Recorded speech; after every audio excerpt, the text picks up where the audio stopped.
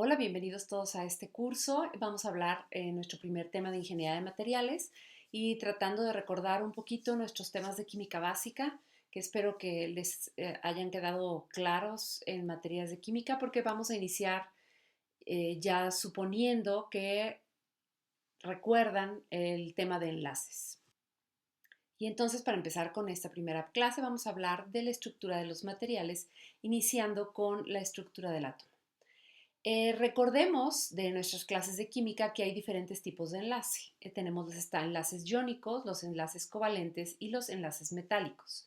Si ustedes recuerdan un poco, el enlace iónico es este donde un átomo cede un electrón al otro átomo y entonces se forma un fuerte enlace entre dos átomos que se le denomina enlace iónico. Este tipo de enlace se va a dar siempre entre un metal y un no metal.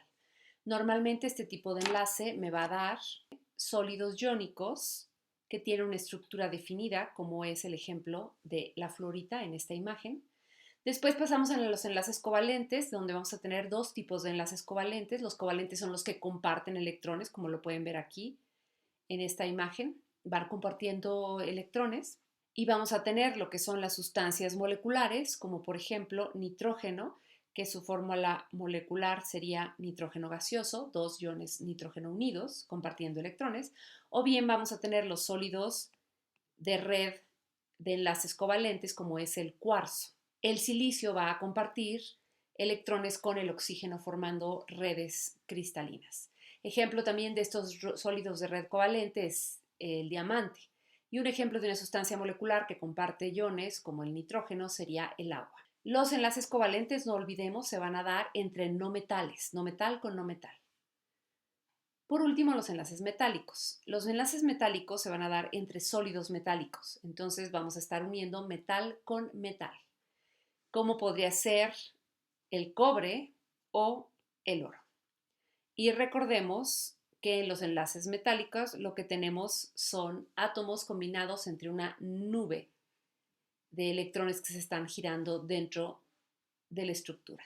Ahora, solamente para recordar las características de los compuestos iónicos, normalmente se van a dar enlaces metales, no metales. Se ceden electrones al no metal. No olvidemos que en este tipo de enlaces se ceden electrones. Y se forman cationes y aniones, unos con cargas positivas y otros con cargas negativas. Va a haber siempre una atracción colombiana entre cationes y aniones. Ejemplos de este tipo de compuestos van a ser las sales binarias como el cloruro de sodio, los hidruros, los hidróxidos o los óxidos metálicos. Normalmente, cuando se unen cationes y aniones, se cumple la regla del octeto, la cual significa que van a tener 8 electrones en su última capa. Y es común que formen una red tridimensional con los iones. Estas redes van a tener formas geométricas y la fórmula va a representar la estequiometría. No existe como una unidad estructural. Por ejemplo, el cloruro de sodio, esta es la fórmula del cloruro de sodio, es solamente la estequiometría, es un cloro por un sodio. Pero la realidad es que la estructura cristalina del cloruro de sodio no es exclusivamente un átomo de sodio con uno de cloro, y más adelante lo vamos a ver.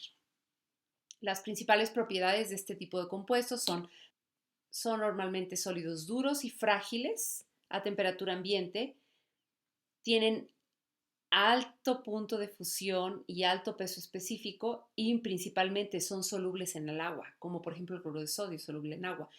En estado sólido no conducen la electricidad, solamente en estado fundido o si está disuelto pueden ser iones conductores.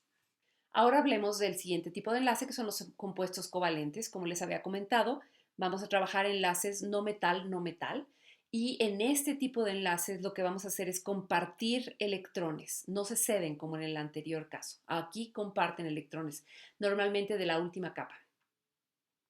Ejemplo de este tipo de compuestos los vamos a encontrar como los óxidos no metálicos, los hidrocarburos, las moléculas diatómicas o algunos haluros de hidrógeno.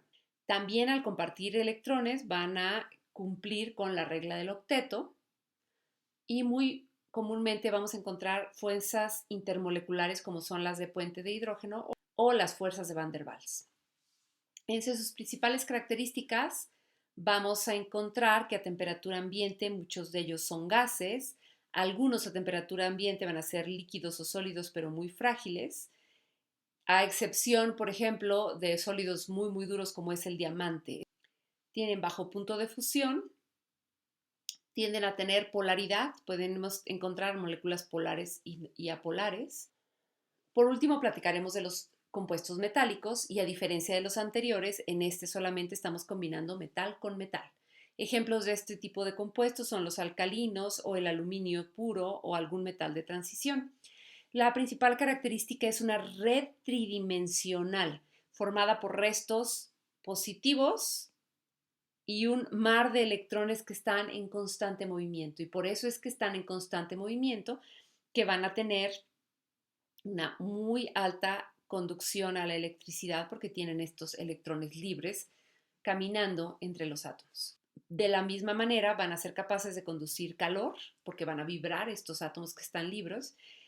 Son sólidos normalmente a temperatura ambiente y tienen puntos de fusión muy altos, por lo tanto también tienen alta densidad y alta peso específico. Debido a la estructura con la que se unen, son muy fáciles de manejar, por lo que son muy maleables y muy dúctiles. Cuando son metales de transición y semimetales, son metales con brillo, como podemos observar en esta imagen, el brillo del oro, pero pueden ser fácilmente atacados por ácidos y oxígeno, por lo tanto es fácil, por ejemplo, en un hierro, en el fierro, presentar óxidos de fierro en la parte superficial de los metales. Y bueno, con esto termino el video introductorio de este tema.